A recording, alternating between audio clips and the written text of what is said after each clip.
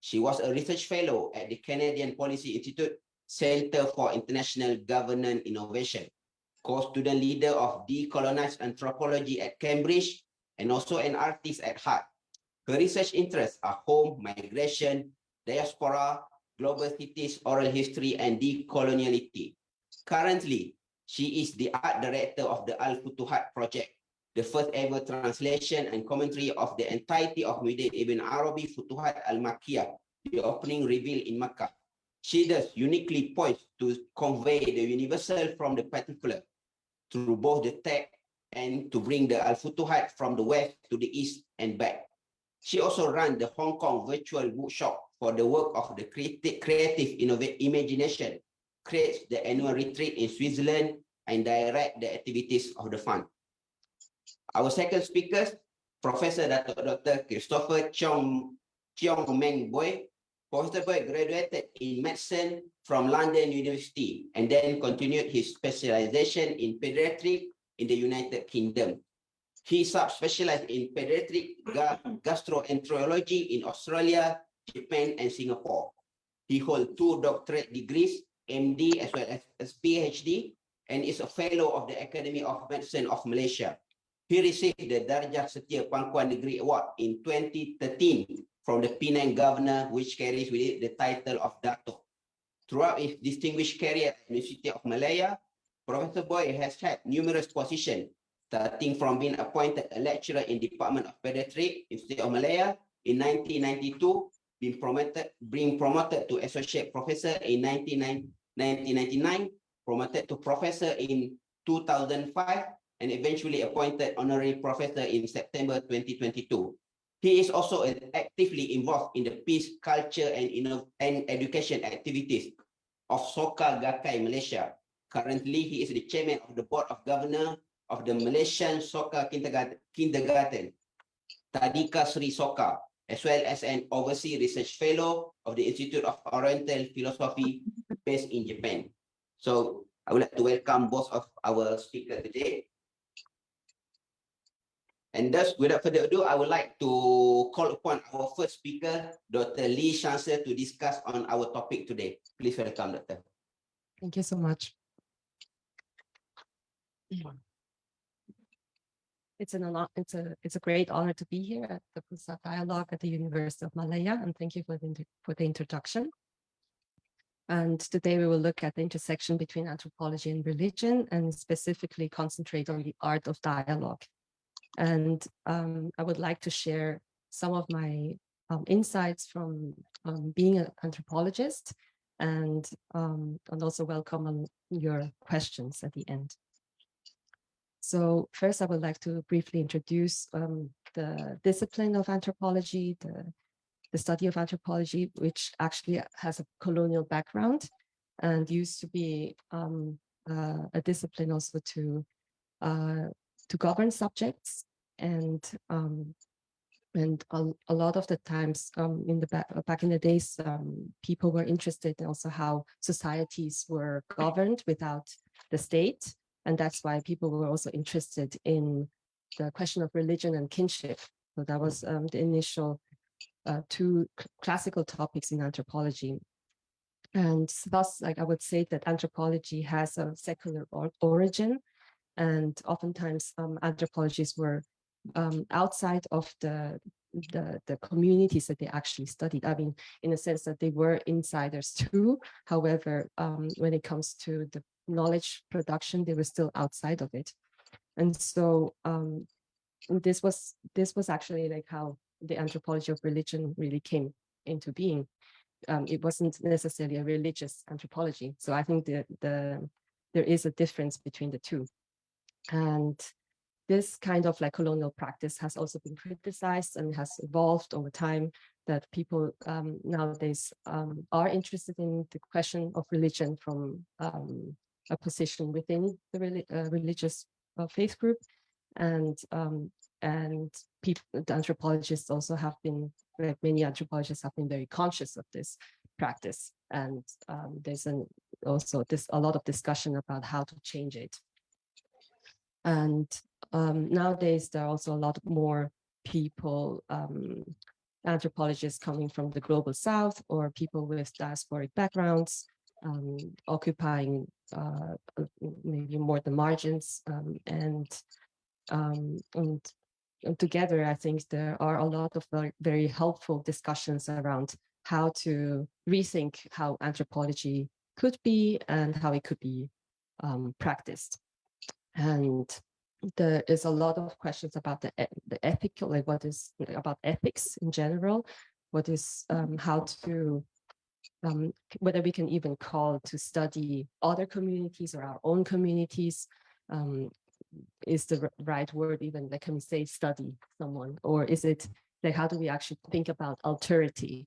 And so there are a lot of discussions around that. And I think that from being diasporic, it could also be a vantage point. It involves being mobile and being in moving with people between places and tracing stories within multiple generations and different communities. And that's very important. So being diasporic could potentially also give a new insight into how anthropology could be practiced in that sense. And so we are also trying to seek to include voices that are often marginalized and include stories and histories of people who are not usually included in history books. So that's also very important, I think, to consider the ordinary. So people who are not necessarily elites or who are not important from an economical point of view, however, who still have a lot of very important lived experiences. So that's something that I think is very important to highlight, that we center the human and we center what people and humans actually value. And that's actually like why anthropologists are interested in communities and in the human themselves.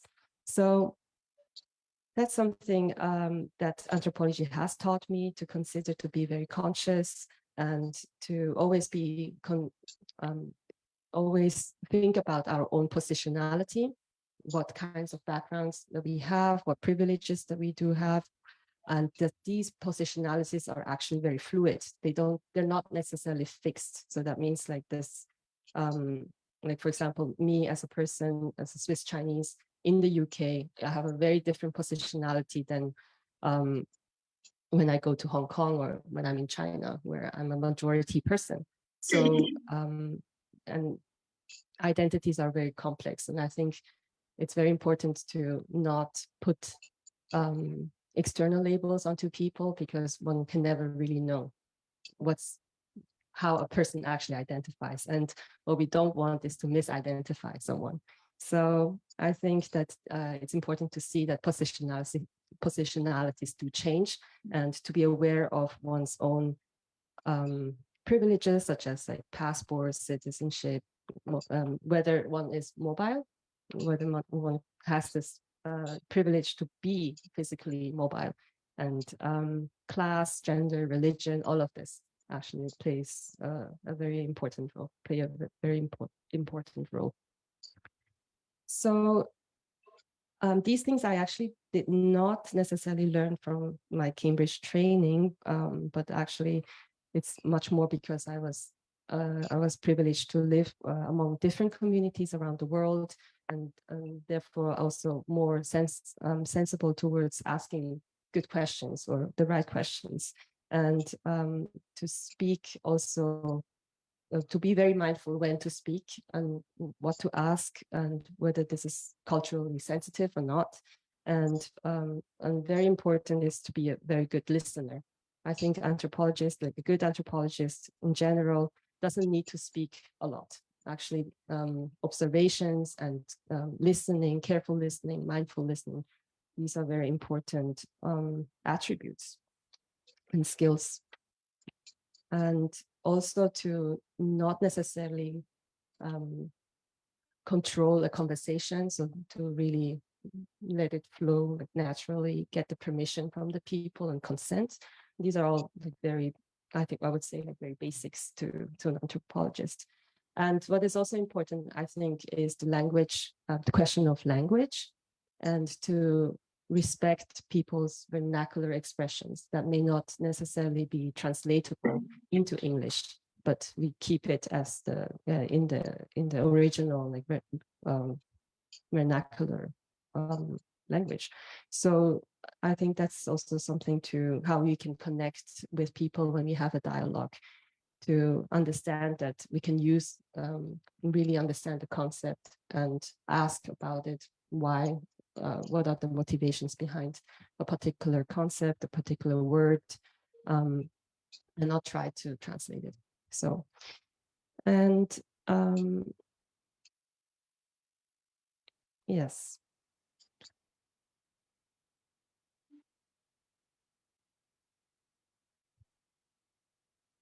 And what is also important is that we don't put words into people's heads, so that we try to say like, I know what they actually mean, for example. That's very important. But rather to say that, so even if one may have a disagreement or different opinion, that one still values and validates a person's experience. And I think that's very important. So despite actually having a disagreement. And so that's actually what I wanted to say about the art of dialogue, that we don't make judgments. And that's very important, because we can have differences, of course, and we all have very different, perhaps like we think we have very different values or are very different. Nevertheless, I think there is a value in non-judgments as well, and being open-minded and also open-hearted, and to think that the conversation is actually about mutual learning, about mutual growth, and not about a one-way extraction, or like taking an information and turning it into an anthropological theory or something like that. So we don't necessarily want to do that. And at the end of the day, it's also to question our own knowledge system, and that there are potentially things we don't know, and to be humble in that situation. And I think that these things that I just now mentioned are very common features also in interfaith dialogue, or in in dialogue in general among different communities, how to speak and how to understand each other. And such as to what I said about not labeling people, and or not thinking that one has the only truth, or that everyone else is wrong or something like that. So and also what is important is that we see each other as human, and as individuals as well, not only as people from a particular community. So to say that like one person X, like let's say from a particular faith community, they have done this or they said this, and that means that everyone else is the same. So I think a lot of the times it's very subjective, and it may not necessarily be a representation of something much bigger. So, and also last, I think I also learned that from my own experience from being a very international person, and also belonging to a religious minority within in the West, but to the majority religious group here in Malaysia. I think it's very interesting to see that. I would also like to learn from Malaysians, and because it's a very diverse and very multi-ethnic and linguistic country, with a very rich history, also a colonial history, of course, and how being together and making a meaningful dialogue actually, how we can learn from Malaysians themselves. And if you, I think we already are running out of time, but I think I welcome a lot of questions, and we can maybe discuss it further. Thank you. Okay, thank you, Dr. Lishan. Surely we will come back to you during Q&A session. Okay, next, let us hear from our second panelist, Professor Dr. Christopher Boy. Please welcome, Prof. Good morning, everybody. I'm very grateful for this very kind invitation to be able to join this panel discussion. I thought Dr. Lee Shan's talk was wonderful, beautiful, and thank you very much. Very nicely put. Probably summarized the main points I want to say. So thank you very much. And also, thank you very much to Encik Sahuti for your very, very kind introduction just now. I think at the very start, I must make a confession. I'm not an anthropologist. In fact, when I saw this title, I looked up the dictionary to try to find out what it is, and I came here today to learn. I'm not an anthropologist, nor am I a religious expert. My background is in medicine. I'm a pediatrician, which is a children's doctor. And for the past 30 years, I've been working in the hospital just next to here, the Pusat Perubatan University Malaya, which is the University Malaya Medical Center.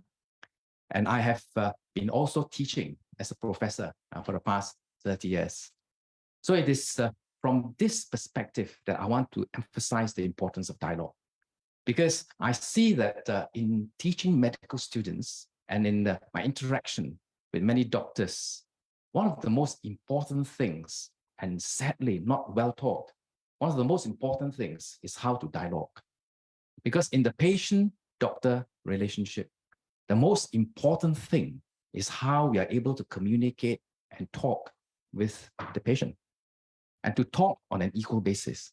As Dr. Lee Shan mentioned just now, the importance of really feeling that each of us are completely equals and dialogue partners. So I'm going to talk a little bit on a couple of issues. Firstly, what is dialogue and what is the purpose of dialogue?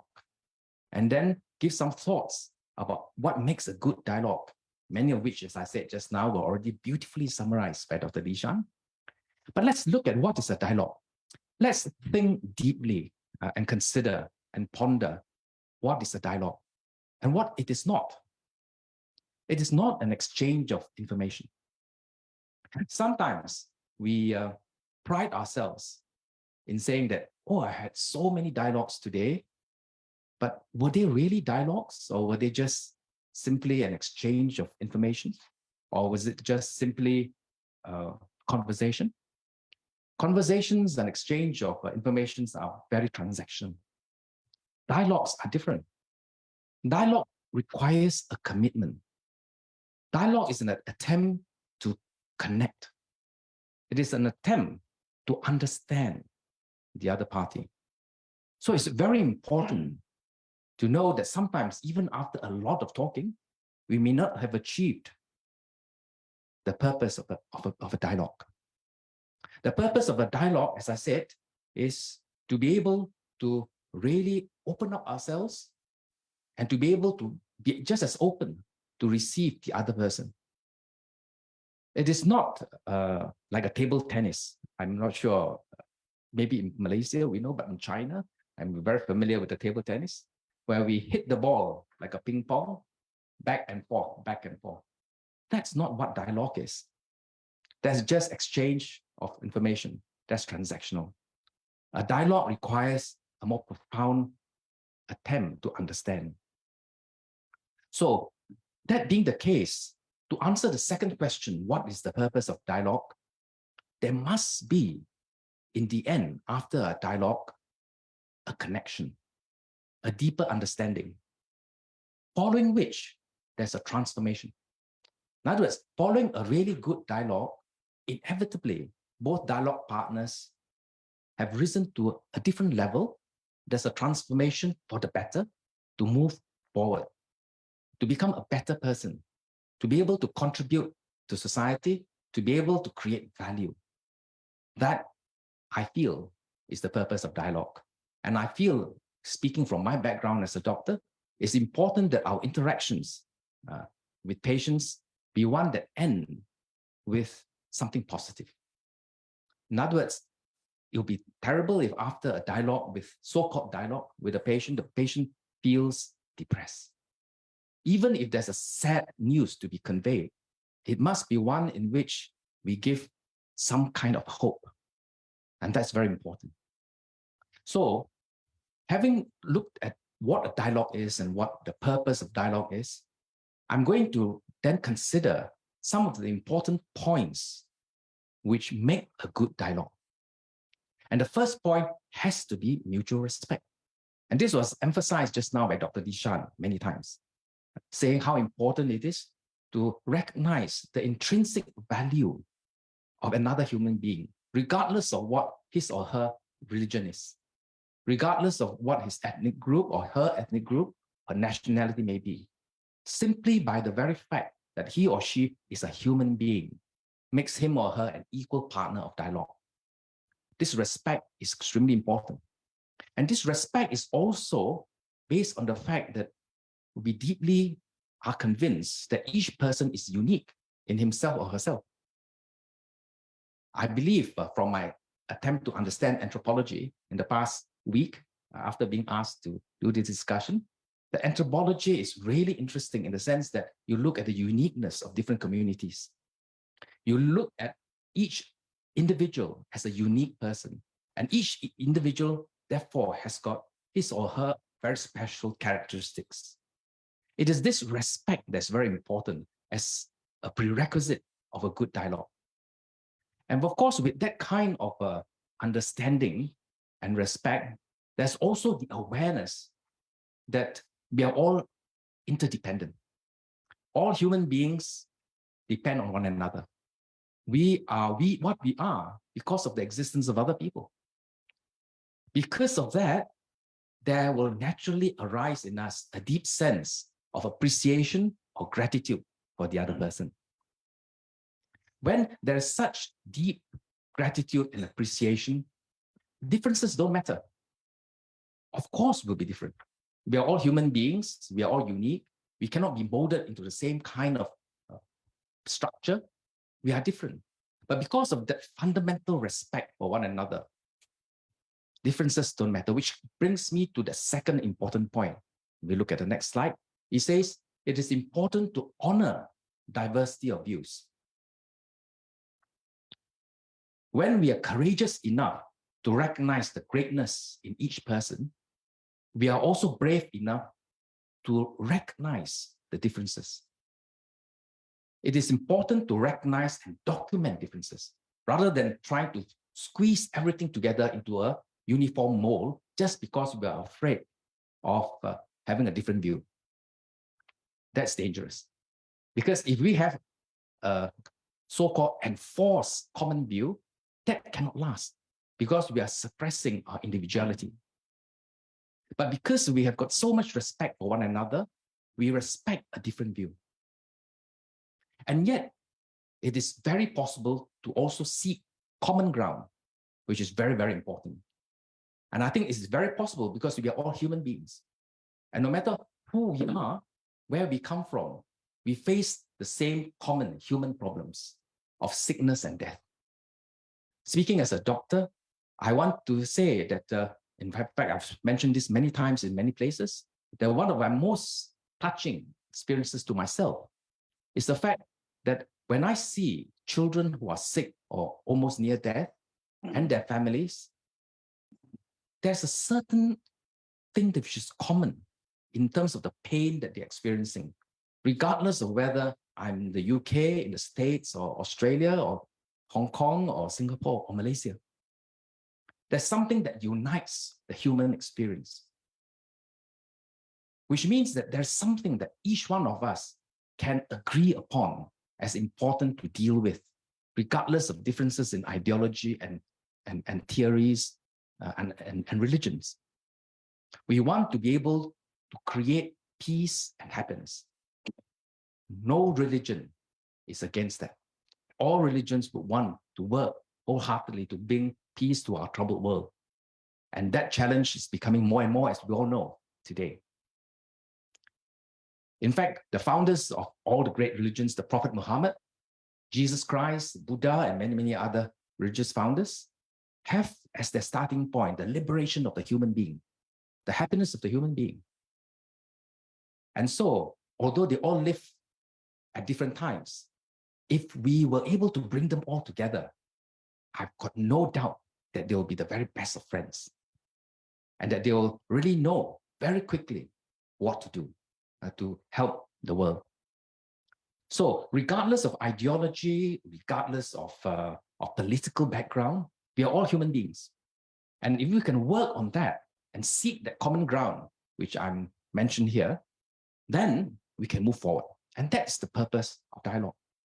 And of course, to be able to seek that common ground requires us to be open. And that comes to the next, and that also was mentioned by Dr. Li Shan just now, openness of heart. It is an openness of heart to understand the other party's perspective. So often, what is supposed to be a dialogue is not really a dialogue because neither party is listening to one another.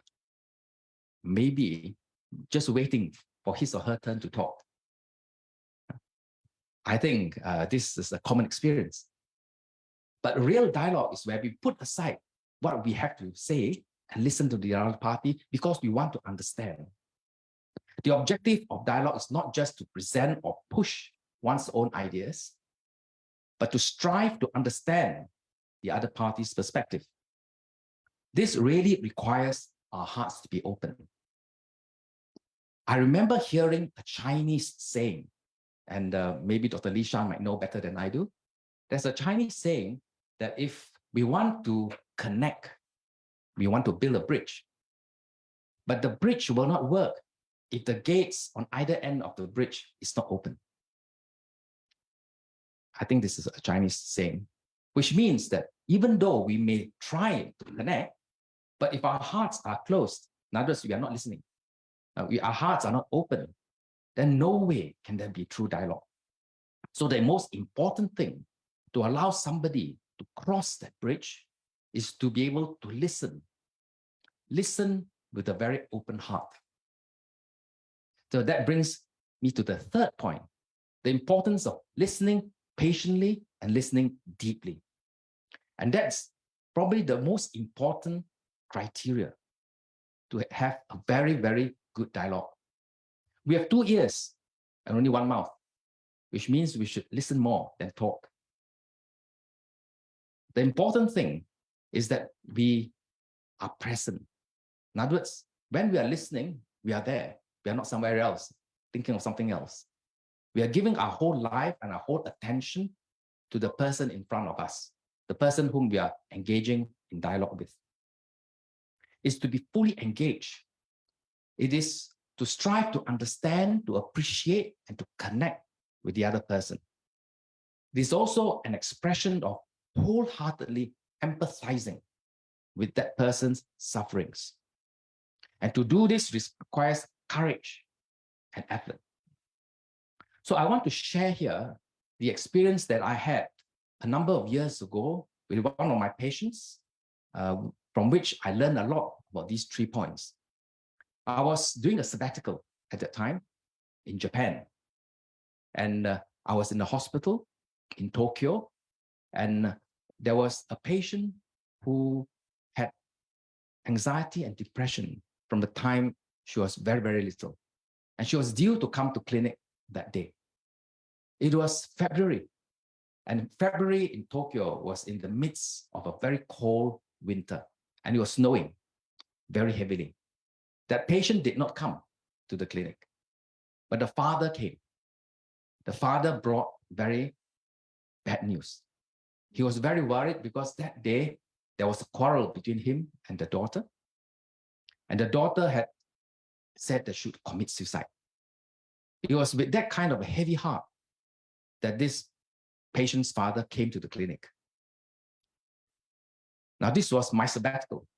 And I chose Japan because I wanted to see what it was like in a different country. So I don't understand Japanese. So the whole consultation was carried out in Japanese. My friend, the colleague, doctor, was trying her best to console and to counsel the father. I sat in silence, listening, not to the language because I don't understand Japanese, but I tried my best to listen to the tone and the voice of the father, to try to appreciate, to understand how much suffering he was going through. At the end of that consultation, I felt that I had to do something concrete. I cannot be just sitting for 1 hour and listening and not doing anything. And I'll struggle inside myself. What can I do to create some kind of value? And at that moment, I recall a poem that was written by my mentor, Dr. Daisaku Ikeda. And that was something that I was very touched by and something that had stuck with me always. And it says, you can see it on the slide. It says, there's something vaster than the wide open sky. And that is my life. There is something deeper than the fathomless sea.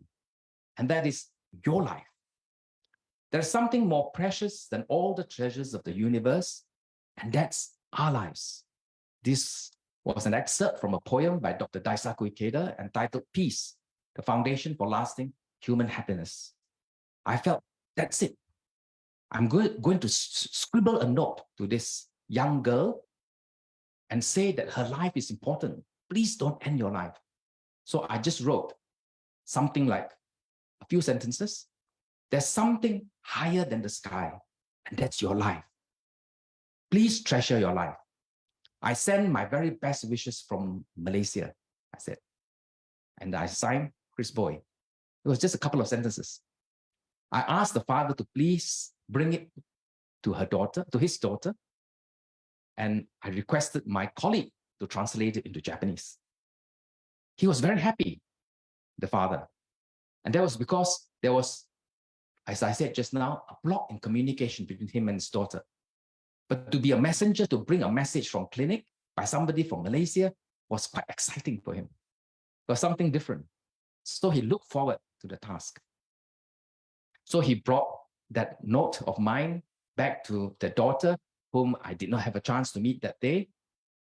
But a week later, I was deeply touched because I received a note, a letter from the patient. And I'll read to you what she said. She wrote, "Thank you very much, doctor, for your wonderful letter." It was just a few sentences. But she said, "Thank you very much, doctor, for your wonderful letter. I must say that I was taken by surprise, but was extremely happy. I was refreshed. Today, I had been feeling low-spirited and had been sleeping most of the day. When I saw the message in your letter, my eyes moistened and I started to cry. You see, I had been feeling particularly depressed lately and thinking that I would like to die as soon as possible. So when I read your message that there was something higher than the sky and that was my life, tears started to flow from my eyes, though I could not explain why. I felt very happy, as though something bright had entered my heart. I truly and truly thank you very much. If ever our paths should cross, I really wish to meet you." Unquote. I was really touched by that letter. I was encouraged by my patient. And I was moved. So a week later, together with a colleague, I did a home visit. I went to visit the family. And we had to travel 2 or 3 hours through the snow to reach the home of the family. So in the car journey, I thought how lonely the father must have been when he traveled from home to the clinic in the snow, alone, with the thought that his daughter might want to commit suicide. I really felt for the father. But when I went to the place and saw the family, they were very cheerful. They cooked a nice Japanese meal for me. The girl kept asking me one question. What did my father say to you when he came to see you? Did he complain about me? Did he say something about me? That I did not go with him to the clinic? I had to say to her what I felt. I said, not at all. Your father did not say a word that's bad about you.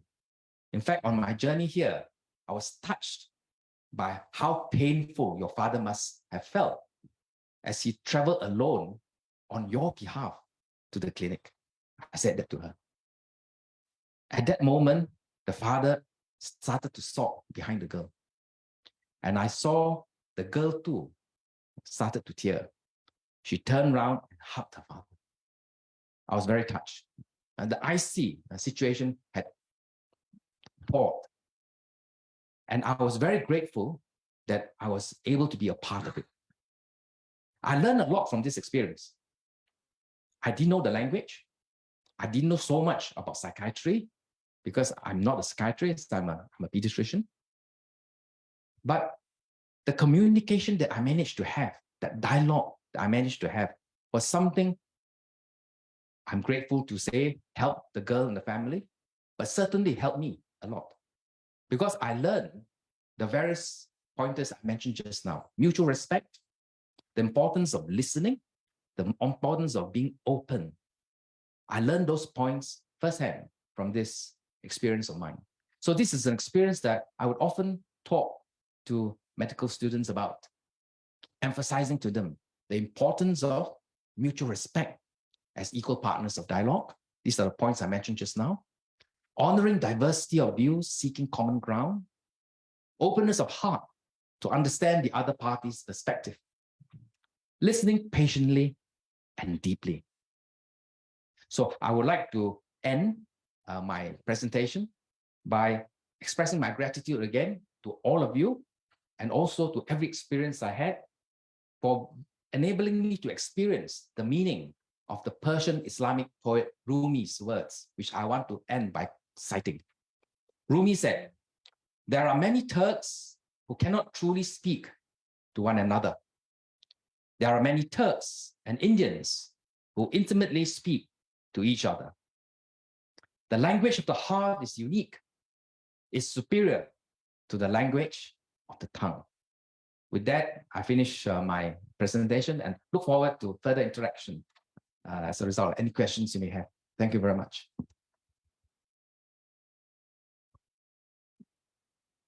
Okay, thank you very much, Prof. Boy, for your very much interesting sharing. Okay, now I would like to open the session for the Q&A. So for those who are interested in asking questions, please don't hesitate to do so by leaving your question on our Zoom chat as well as our FB Live. Yes, okay. Okay, so we have one question here from Imtiaz Yusof. Good morning. So the question is, anthropology was invented in 17, acting European Enlightenment along with the social science, when Christianity lost relevance in modern European, and the question about the origin of man and religion emerged. So it's quite a long comment, so I will try to find where's the question.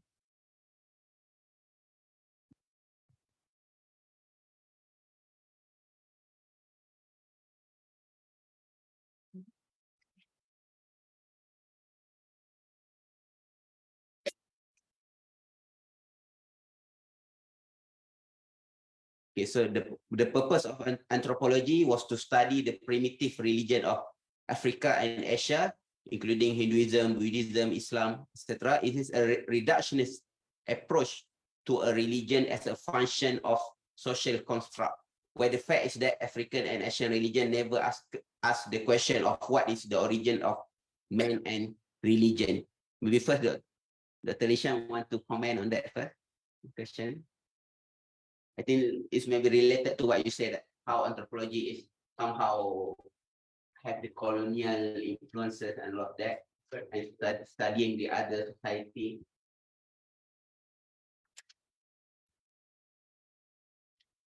Well, I think this is related to what I said about the difference between anthropology of religion, which is a secular practice in itself. So the person doesn't necessarily, if you're an anthropologist, you especially from the 17th or 18th century, you might not necessarily be interested in African or Asian religion in itself, to believe in, but actually it will be interesting to nevertheless study it.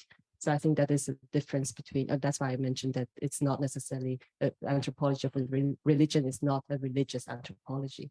So I think it's different if you're, for example, a Christian studying Christianity. An anthropology of Christianity could also be a Christian anthropology, for example. So, and it is a reductionist in that sense, like what the commentator was saying. It is reductionist to go to a place and to try to, especially if you're already defining the people that you study as primitive people. I mean, that's very problematic. It's a very colonial practice in that sense. Well, yes, I agree. Okay. Is there any more question in the Facebook? Not yet.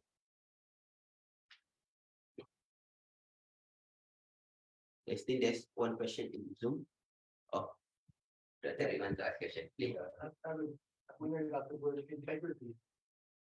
The idea of integrity and the word of integrity, it's both Dr. Boyan talking about this, what it means to have integrity inside yourself. And then is that something that's related to how dialogue works, that you're seeking integrity and you're seeking to see the other person as someone sincerely and openly honest. Just wanted to expand on that. Thank you very much. Thank you very much, Dr. Eric Winkle, Prof. I think that's a very important point. Integrity, honesty is very important characteristic in dialogue. It's important that we are not trying to hide something, that we are open to share what we are, and at the same time seeking to understand the other person for what he or she is. Because when we are really the way we are, that's when we can really start to encourage one another. But when we are hiding something and not having the integrity, then somehow we are not able to really reveal our strength and encourage other people to have their strength. So I think the integrity is a very important point. So also regarding the first question, where we were talking about anthropology and religion, I feel that both focus on human beings. I mean, anthropology, the subject of anthropology is human beings, looking at customs and the way different people have developed. Well, religion is also looking at how they seek to solve the perennial problems of birth, sickness, and death. So I think in many ways there's an overlap. So I would say that maybe the word humanism, I think that the question, there's another question that asks about humanism. Humanism is what brings the two together. Not just the emphasis on the human being. The importance and interest and treasuring of the human being is something that's very important in both anthropology, I feel. Is that right? The emphasis on the value of the human being. But I would then go one step further to say that especially in our current world, not just an interest in the human being is important, but we must also see how we can transform the human being in positive directions. Because a real human transformation is really what is needed at the end of the day. No matter how social structures may change, social customs may change. If the human being is not transformed, is not become better, then no matter what the social structures may be, the problems that we face today will not get better. And similarly, like the problem with nuclear weapons, we strive to get rid of nuclear weapons so that the world can be a safer place. But if the human being, the morals of the human beings are not improved, then the nuclear weapons will proliferate again. So it's very important not just to have an interest in the human being, but also to strive to transform the human being for the better. That's my understanding. Yeah. Thank you. Okay, thank you, Prof. I think Prof as well have answered the question by this CTV Muniandi. So is there any question?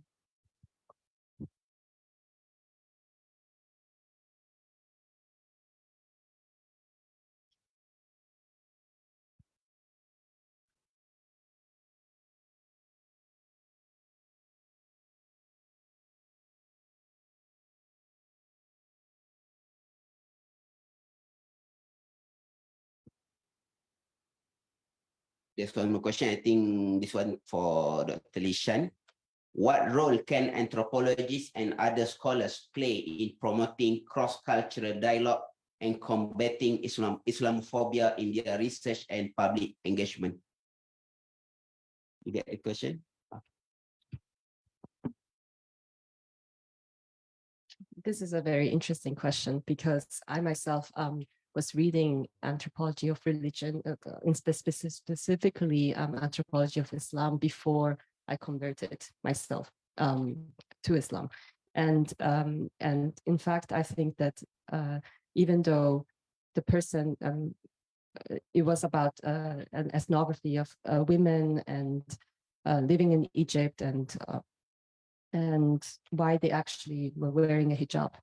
And as a non-Muslim at the time, I was very interested in these questions. And actually then later on, now I can see that the value of anthropology, because the person, the anthropologist, was able to convey the values of the people she was engaging with at the time, and really going into their personal lives and speaking about the beauty of Islam from the perspective of women, like Muslim women. And I think that's that means that actually there is a role to play, because even if an anthropologist may not be a Muslim, they can still actually do very valuable studies on the Islamic faith and to convey lived experiences and to come to translate and to be an ambassador in that sense. And especially in a time of Islamophobia, I think that's the key is that people are, a lot of people, they only listen to the media, or they don't necessarily actually know anyone, and then they come with misconceptions. And I think, Professor Bowie, you can maybe say something as well. And I think and anthropologists, especially people who have lived with communities for a long time, they have formed friendships, they have become part of the family, of the community, they can actually be very good ambassadors in that sense, that they can bring out stories that are often unheard, and also clarify misconceptions. Thank you very much, Li-Shan. Yes, I fully agree with Dr. Li-Shan. And I think that Islam is actually a beautiful, peaceful philosophy. And there's so many things about it that the media don't know about. And as a result of the media's coverage, people have a very wrong idea of what Islam is. The way to overcome this problem, I think, is the topic of today's forum, dialogue. The way to be able to allow more and more people to understand the beauties of Islam is through understanding more about Islam. So dialogue is the most direct way to do it. And I mentioned just now my mentor, who is Dr. Daisaku Ikeda. He felt very strongly about this. He wanted, he's in fact had dialogues with many, many people all over the world. And in particular, he wanted to have dialogues with the Muslim world. So he's had dialogues with Majid Tehranian from Iran. He's also had dialogues with the former President Wahid of Indonesia. And those dialogues have been produced in the form of books. And in those dialogues, we can see the greatness in Islam and all the beautiful, peaceful philosophies within it. So I think the important point here is, if we carry out the spirit of dialogue with various religions, we'll be able to really, really propagate the ideas that are in the different philosophies, and propagate the idea that Islam is actually a very peaceful, and overcome the problem of Islamophobia that was mentioned just now. Thank you. Thank you, Dr. Li-Shan and Prof. There's another question from Prof. Imtiaz. I think this one for Dr. Li-Shan. Please share your view about the relationship between phenomenology of religion and anthropology of religion. Okay.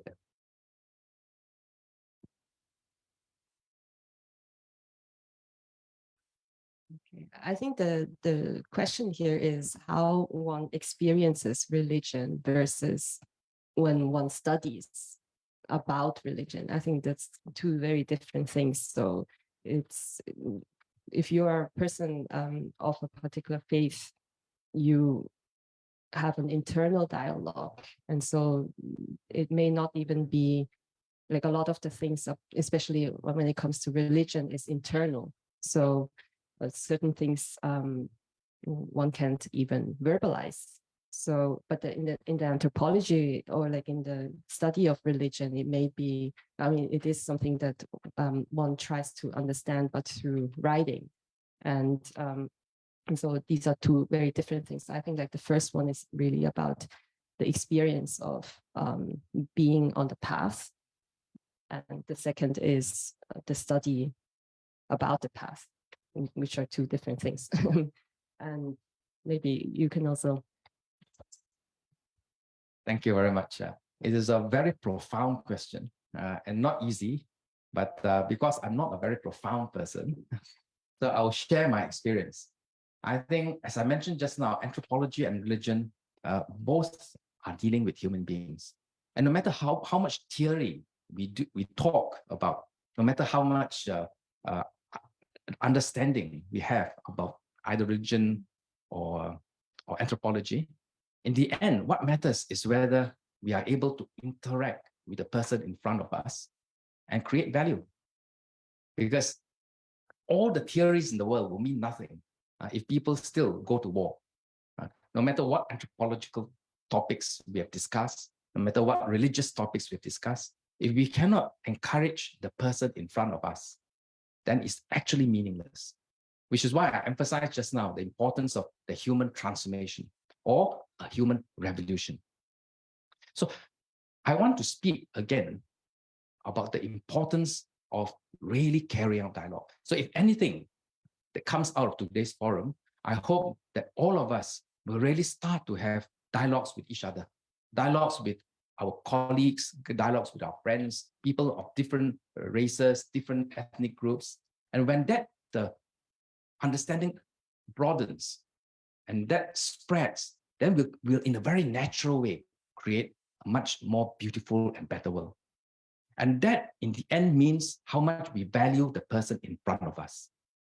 And that's very crucial. We can talk about big speeches, but how much we value the person. And I want to share again how much I myself was encouraged by Dr. Ikeda, whom I mentioned just now was my mentor. I had the opportunity to have a dialogue with him. And in that dialogue with him, I could really feel how much he cared for me. He cared for my growth. How much he really was open to listen to what I had to say. He was listening. And how much he respected me as a person. The very qualities that I mentioned just now about the importance of dialogue. These are the qualities that he had when he carried out dialogues throughout the world with Muslim scholars and Christian scholars, with President Gorbachev, with Kissinger as well. But when I had a chance to have a dialogue with him, I felt it. I felt his warmth really embracing me. He asked me a question. Why do you want to be a doctor? That's a very straightforward question. And I've been asked that question many times. And often I would say, I like the medical sciences, or maybe the common answer, I like to help people. You know? In many cases, when I was asked that question, I would answer.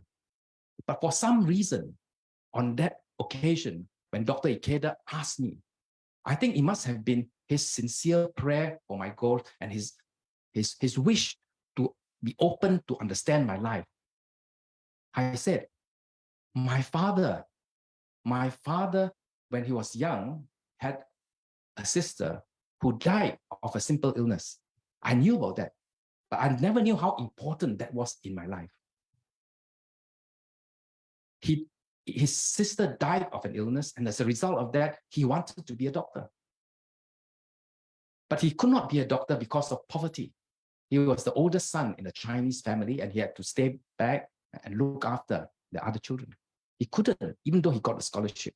So he worked hard to enable me to be a doctor. And that was somehow deep inside me, a determination to respond to my father. I never felt that would be an answer that I would give. You know? But when I was with Dr. Ikeda in that dialogue, and when he asked me that question, in a very natural way, I answered. In other words, through that dialogue, he drew out something in my life. And he was able to do that because he was caring, he was listening, he was open, and he respected me. And after I said that I wanted to be a doctor, he gave me a lot of encouragement, saying that now that you know what you want to do, please move forward and continue to grow and create value. My father has already passed away. And once I actually went to Dr. Ikeda and gave my father's pen to Dr. Ikeda. It was about a year after that dialogue that I had with Dr. Ikeda. Dr. Ikeda was very touched, and he wrote me a poem, which I was very touched about. Yeah, in spite of him being so busy, he wrote a poem which goes as follows. Gazing intently at this pen, which brings back memories of your respected father, I cannot help praying over and over again for the glory of the Boy family. It was a Japanese waka poem. And of course, the waka is much more beautiful than my attempt at translating it. But the meaning was that I was so deeply touched that he embraced me, understood me, encouraged me, and continued to encourage me through that poem. So in that interaction with Dr. Ikeda, I learned the importance of respect, mutual respect, trust, openness, and listening. So I think in the end, anthropology and religion matters when we can actually put it into practice, when we can encourage even one person in front of us. And from one person, there'll be another person. And so we can broaden the warm bonds of friendship and compassion so that we can change this world step by step to a better one. Thank you very much. Thank you. Okay, coming back to Dr. Lishan, there's one more question. One of the most significant reasons for the failure of inter-civilizational or interfaith dialogue is the lack of knowledge and education about different civilizations. So how can we get people interested in studying the histories, culture, and values of different civilizations? How we get people to get interested to study and even anthropology?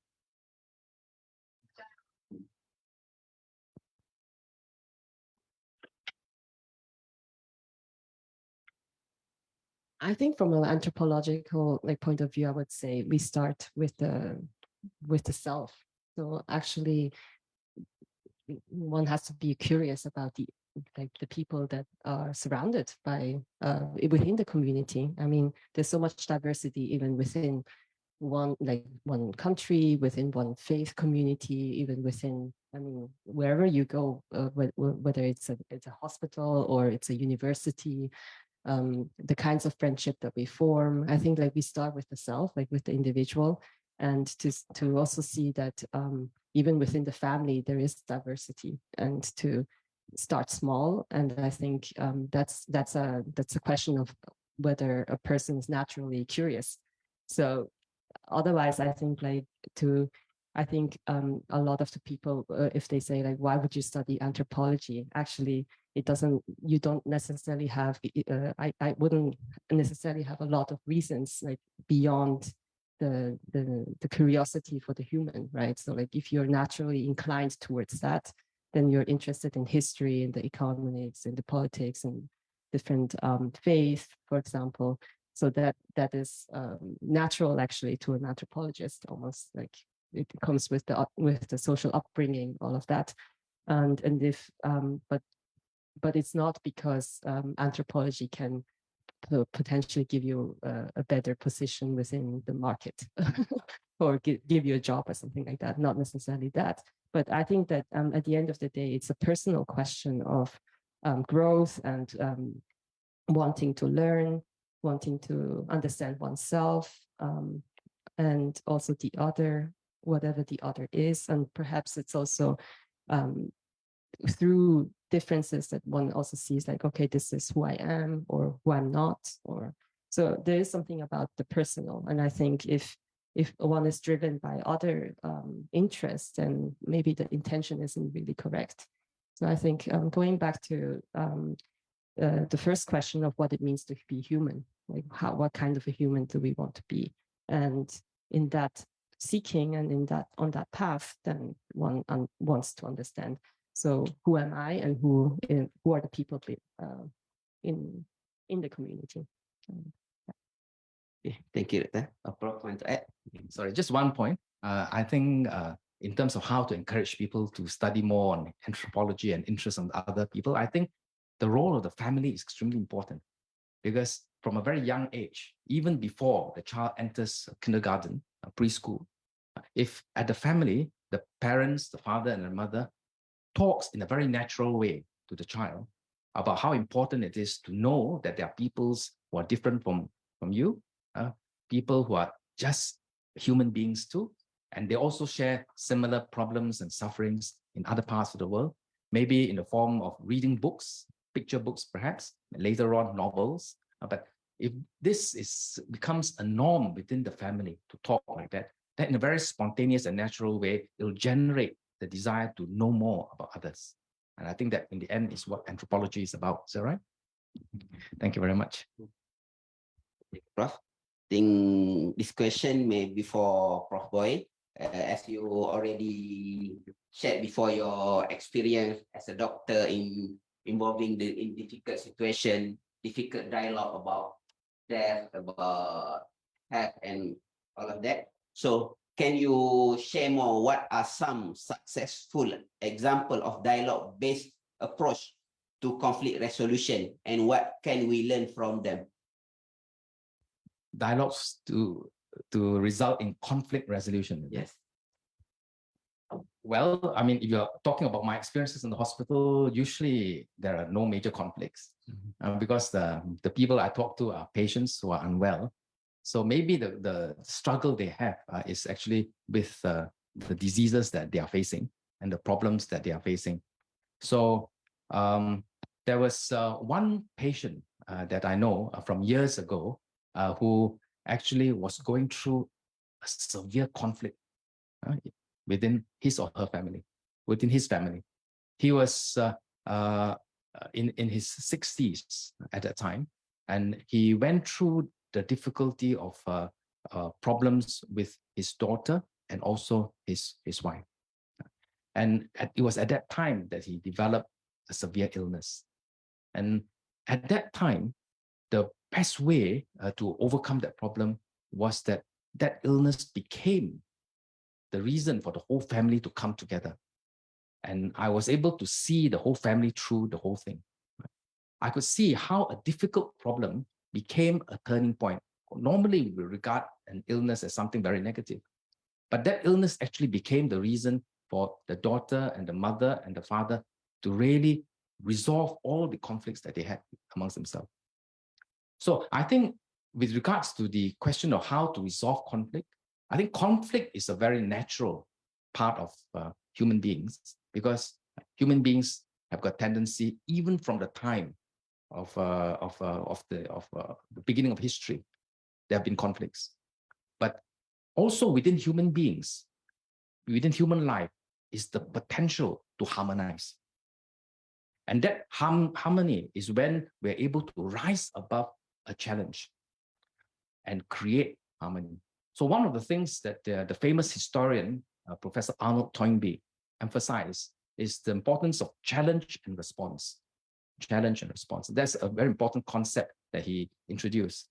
And he says that as a result of a challenge, a community could either sink or it can rise above the challenge. So if there is a conflict, if we are able to develop a life condition to challenge and rise above it, then it will be a very important plus point.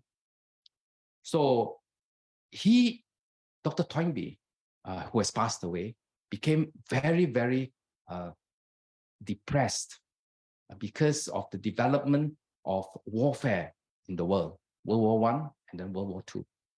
So it was at that time he felt, with his deep understanding of human history, he felt that the Third World War had to happen. And that was not because of some pessimistic prediction, but he felt that looking at the nature of human beings who did not learn even after the First World War, and after the Second World War, again, still did not learn. He was looking at it very objectively, at this conflict. And in the 60s, he actually read about the activities of my mentor, Dr. Ikeda. And he was very, very touched by the activities for peace, culture, and education in the 60s. At that time, Dr. Ikeda was only about 40 years old. So he actually invited Dr. Ikeda to go to the United Kingdom because Dr. Toynbee himself was in his 80s. And he invited, and they carried out a very extensive dialogue, which also has been published as Choose Life, the topic Choose Life. And that dialogue is a very important reference material now in many universities.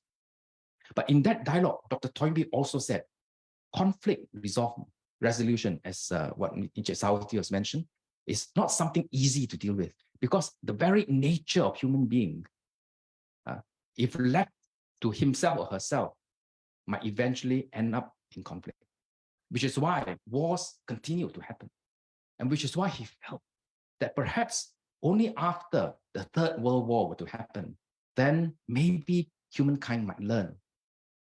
At that time, young Dr. Ikeda, who was in his early 40s, said, "But sir, we cannot allow this to happen. Because with the Third World War, that will be the end of humanity. We have to take action to prevent it.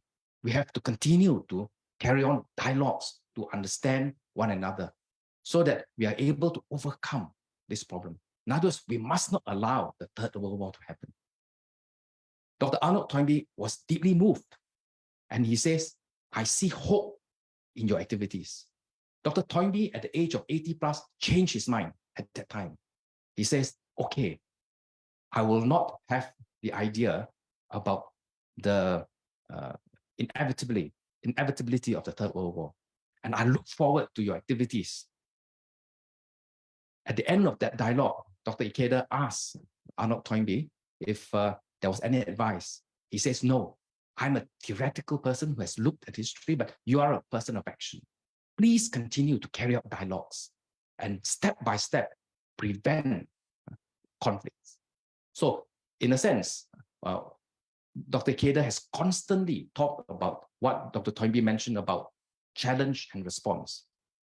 So when we have got a conflict and a challenge, the attempt is to overcome that by rising above it, by transforming the human being.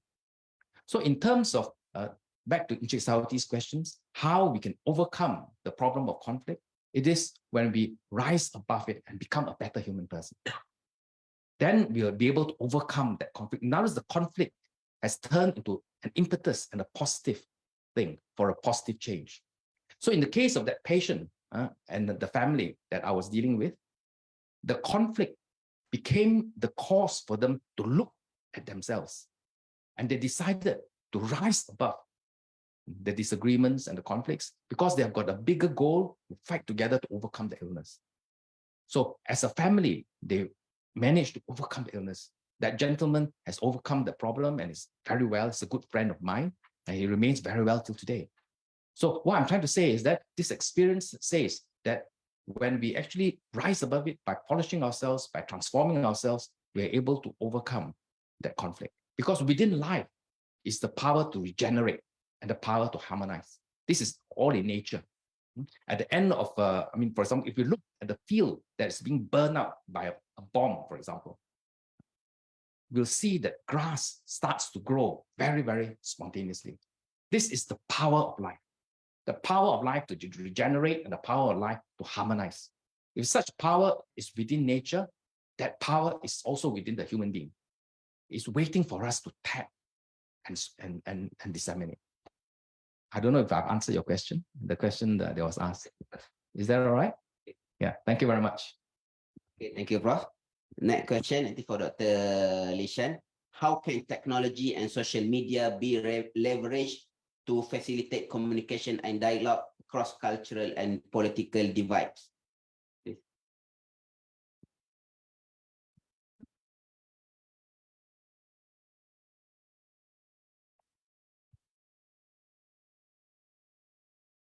the role of technology and social media in building bridge to the communication.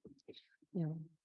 I think today, I mean, in the digital humanities, it's very important to see that we have many different mediums now to write stories, to look up or read something like a very interesting article or something. So the a lot of these lived experiences are actually online.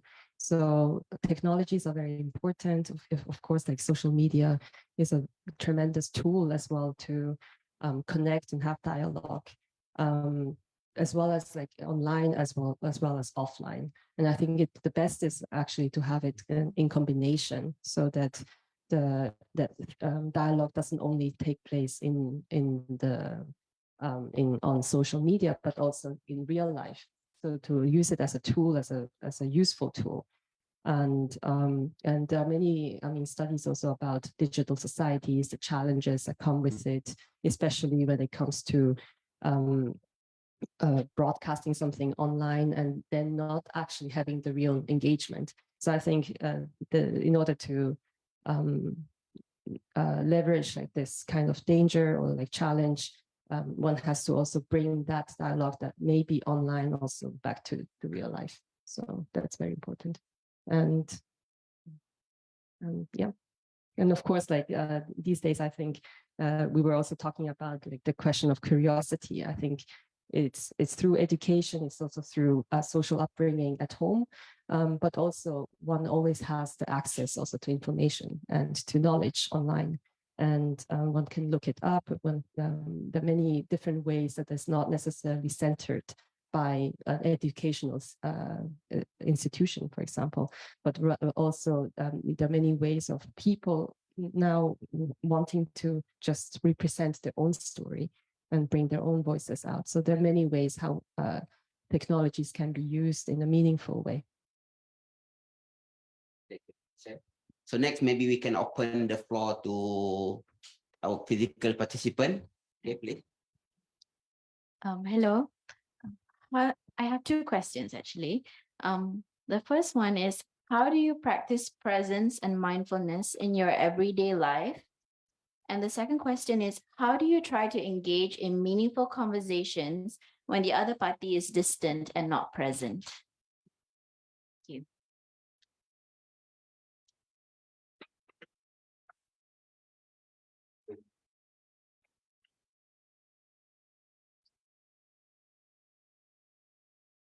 I think it starts with the intention.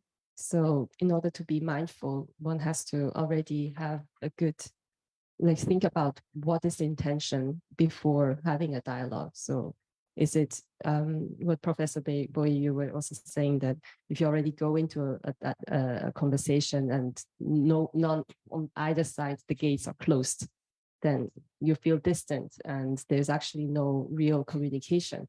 So I think to start with the self is like to say like, okay, what is actually my intention by going in? And that already sets the scene for like being mindful, and also not to force a particular conversation, but to leave it, because there are certain things that may not, like certain people may not be ready to actually have a dialogue, and to also respect that not to push it in that sense, to push or control a particular conversation, and that will be driven by an ego, right? And so I think that is very important to also test it out, test the water, to see that is the other person in the conversation actually ready? Are you yourself ready to have the conversation? And actually to have a dialogue does actually also imply to be vulnerable. And I think a lot of people don't want to be in a position of vulnerability because it's very emotional, or it brings up things from the past, or it brings up all sorts of like maybe good or bad experiences. And that is that the feeling of feeling touched actually is also a hurtful feeling, I guess, because it allows the heart to be vibrant. And that I think that's why like a lot of people don't want to have that very meaningful conversation, because that would really bring out a lot of things that oneself is not ready to have. So it's not only always about the other or always blaming the other person for not wanting to have the communication, but also to look at like the internal and see like, okay, am I actually ready to have that as well? And that is also the question of like being in a zone of comfort or discomfort.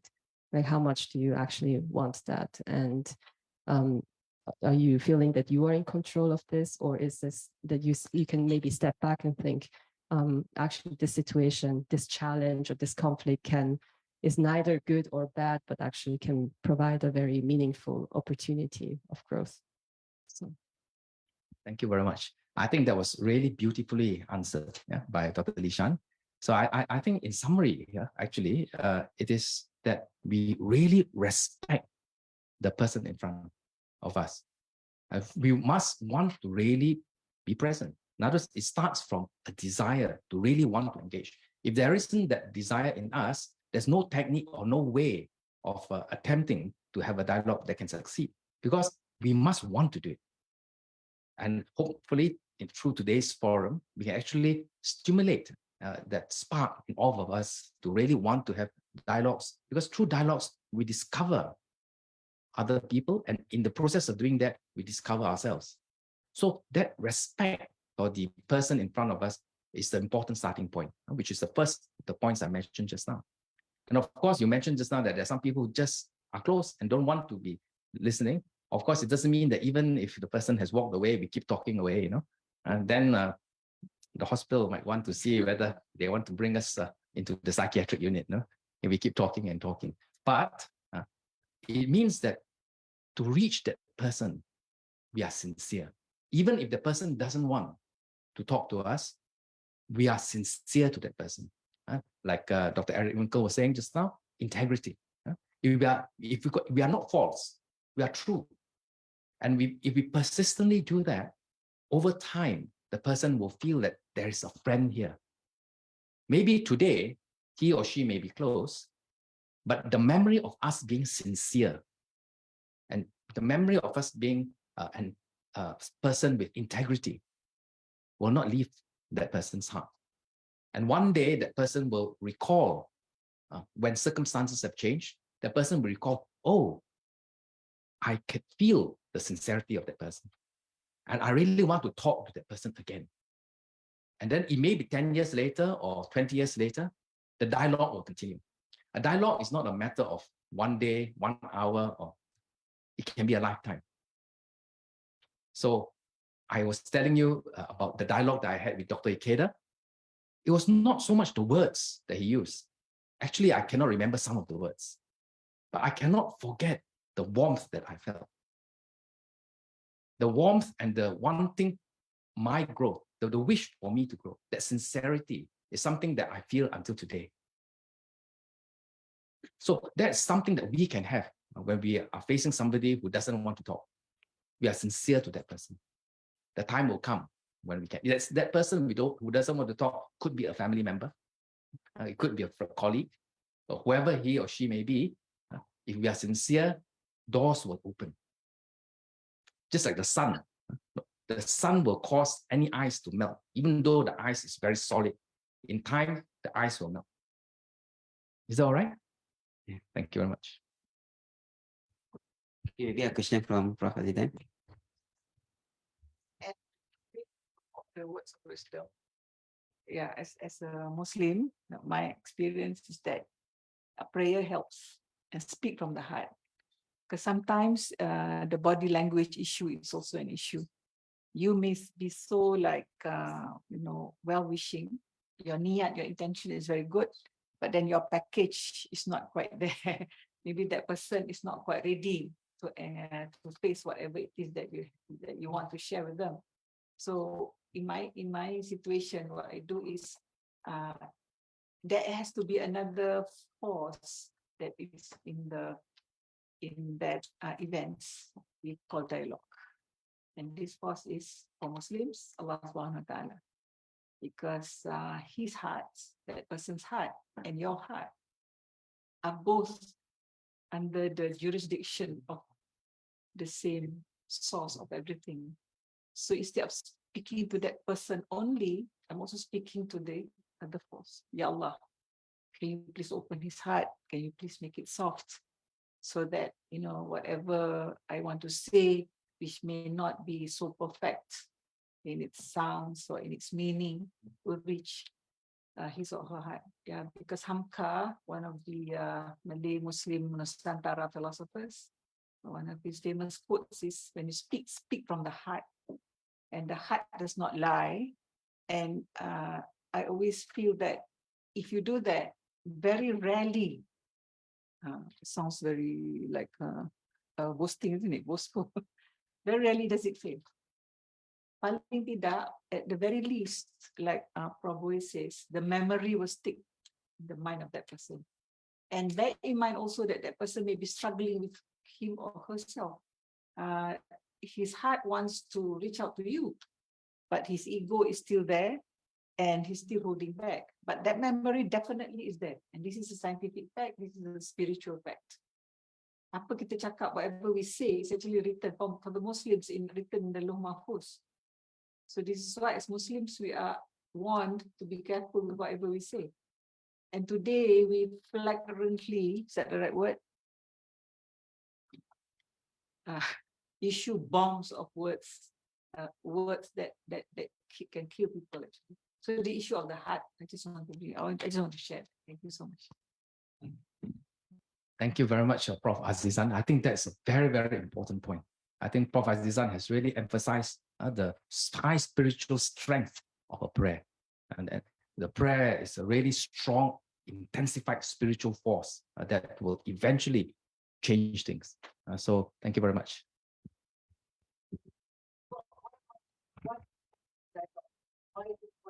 Peace. For the sake of Allah, for the Muslim, for the sake of Allah. Everything's for the sake of Allah, for the Muslim.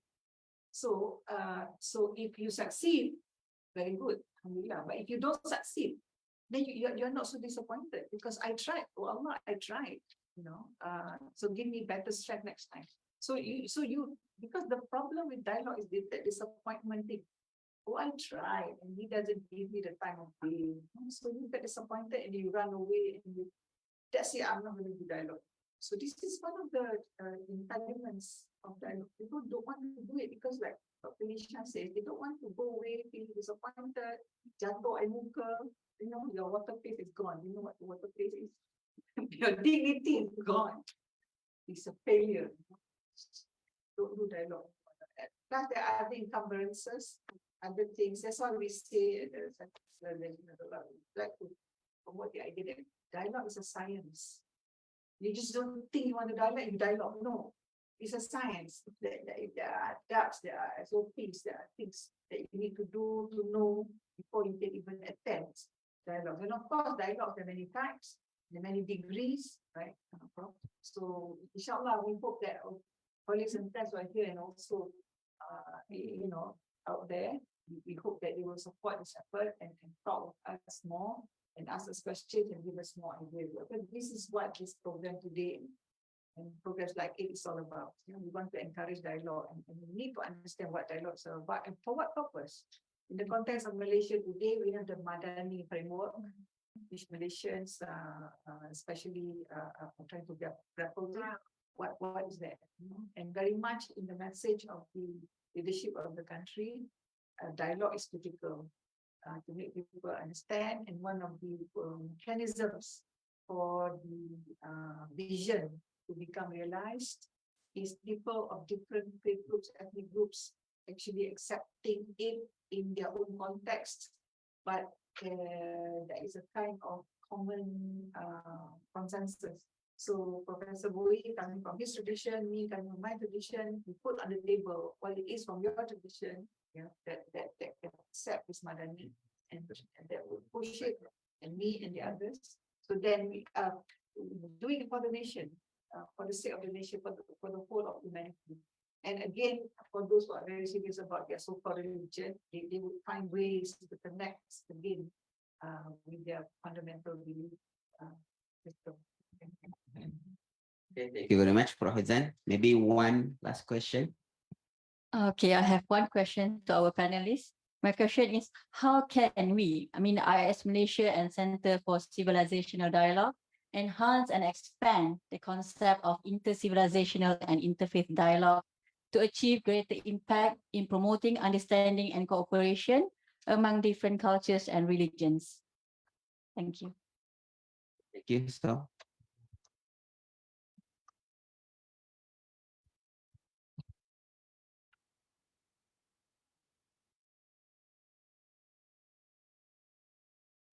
Well, one thing I think is that you are already creating a lot of very beautiful events where you are actually inviting people from different backgrounds to come and speak. And that's always, I think, very encouraging and very beautiful. And to have a dialogue, that also means that you have to have people who want to actually come and connect. And I think that is to also see, for example, that we, depending, I think like that was in my speech I did in my presentation, I tried to say about also positionality, so that knowing one's own context. So like, for example, if one is if I'm based in Cambridge, we have a very different context as I'm based here in Malaysia. And I think it is to also see that what are actually the power hierarchies within a particular institution or a center, and then to see that, okay, who are actually the minorities as well, who are the people who are often not invited, and to allow those people who are perhaps marginalized to come to the center and also provide meaningful aspects of a particular topic. And I think that's always, I think that's also brings in the fact that institutions also can be mindful, and centers can be very mindful to know that maybe most of the events are you invite particular people of a particular status, but what about people who are not of this status or not of this background? So I think that's very important. Thank you very much. How can Center for Civilizational Dialogue help? And as Dr. Lee Chan says, it's already doing it. I think that today's forum is a very good example of bringing people together to talk about a very important issue. I've been associated with the center since the 90s when it started. And I remember that very beautiful forum at that time, which was between Islam and Confucianism. We had a really beautiful interaction with various scholars from all over the world on Confucianism and Islam, and I learned so much. How can it really progress from here? I think the important thing is to emphasize further to the university as well as the country how important the center is.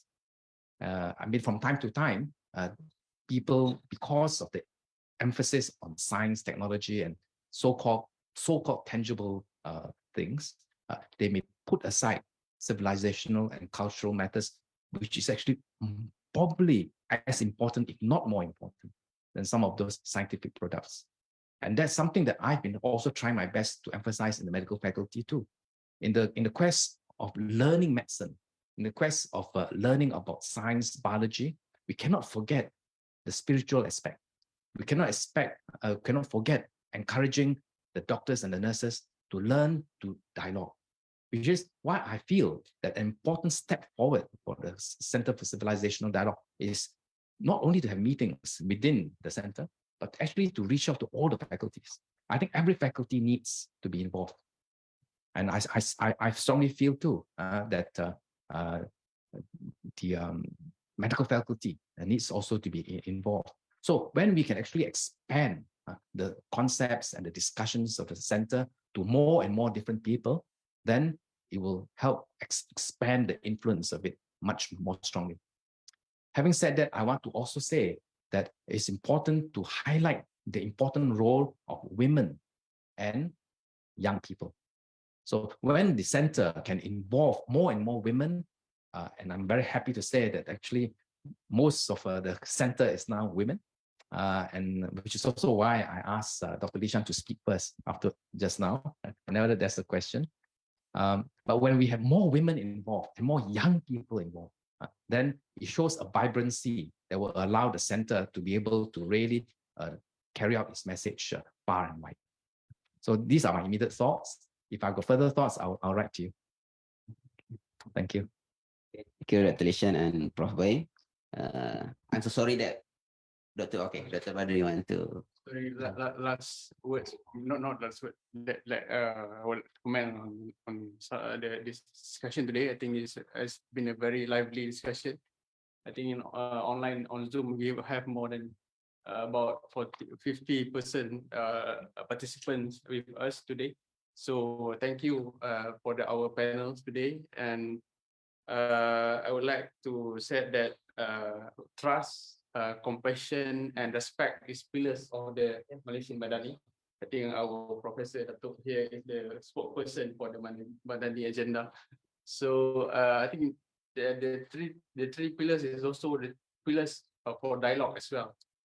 But in reality, as being mentioned by a report by Oxford Balvik Center, our younger generation in Malaysia hardly get the opportunity of interaction between inter-ethnic or interfaith population.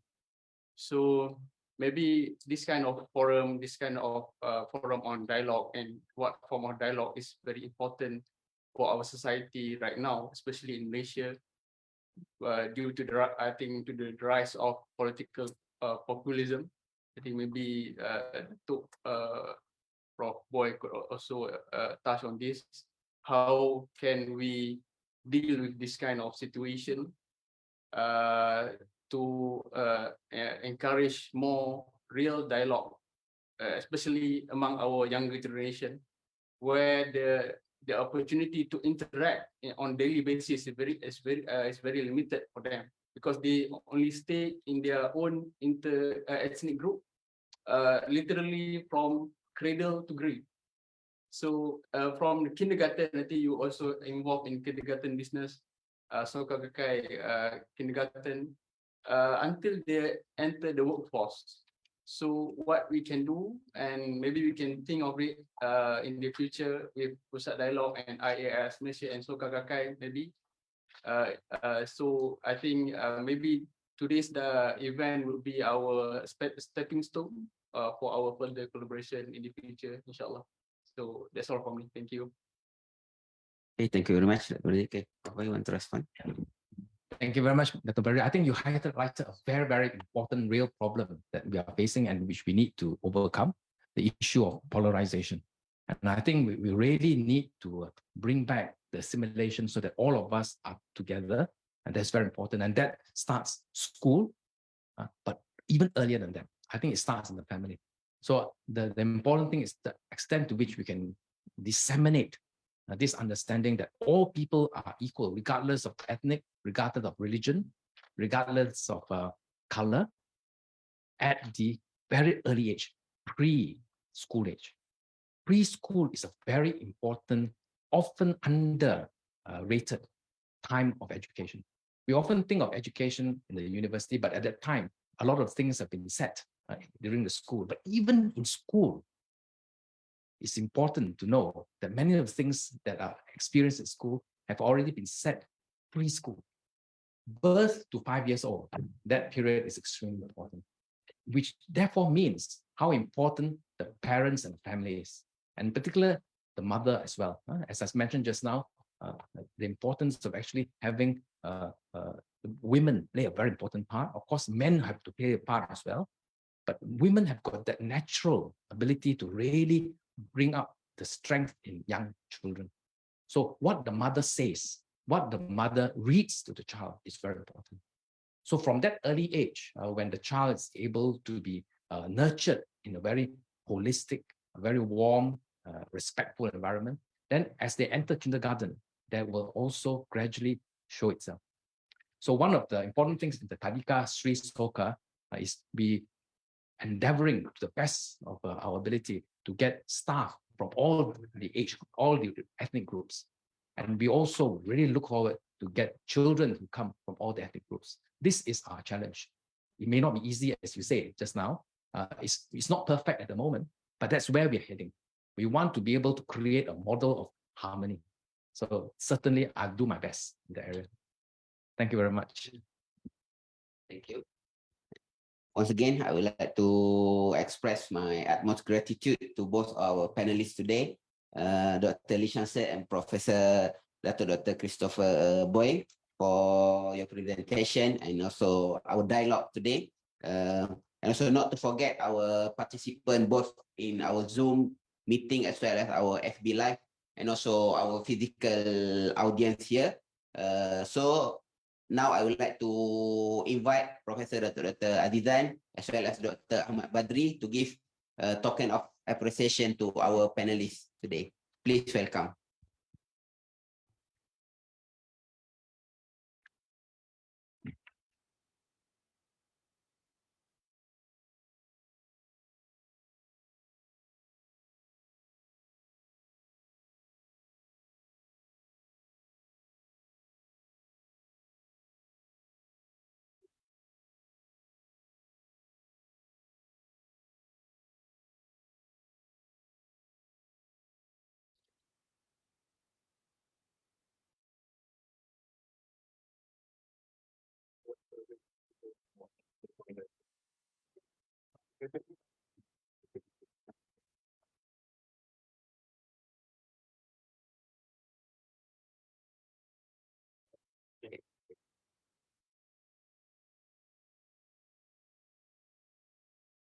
Okay, thank you, Dr. Ahmad Badri. I think with that, we have come to the end of our forum today.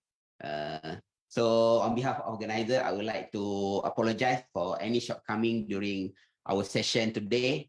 So don't hesitate to follow our update in our social media, FB, Instagram, as well as our mailing list to know more about our next activities. So I think with that, we end our session today with Tasbih Kafarah and Surah Al-Asr.